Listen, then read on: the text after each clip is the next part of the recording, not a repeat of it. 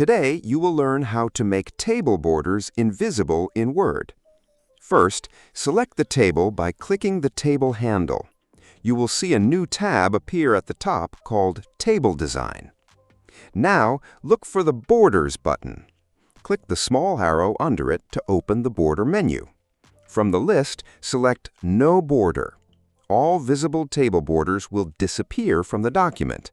Your text will remain neatly arranged in rows and columns, but the border lines will no longer be visible when you print or share the document. After removing the borders, you may still see light gray lines around the table on your screen. These are not actual borders. They are called grid lines. They do not print on paper and do not appear in a PDF unless actual borders are applied. If you want to hide these grid lines as well, select the table again.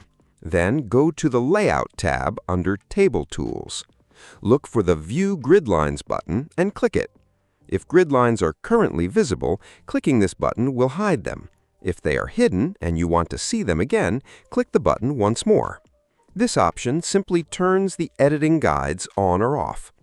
Sometimes you may want to remove only certain borders instead of all of them. For example, you may want to keep the bottom border while removing the top and side borders. To do this, select the table, open the Borders menu, and choose the border options you want.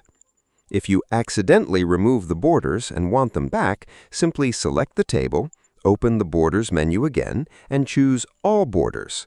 The lines will immediately reappear around every cell in the table. If you found this video useful, please like the video and subscribe to the channel.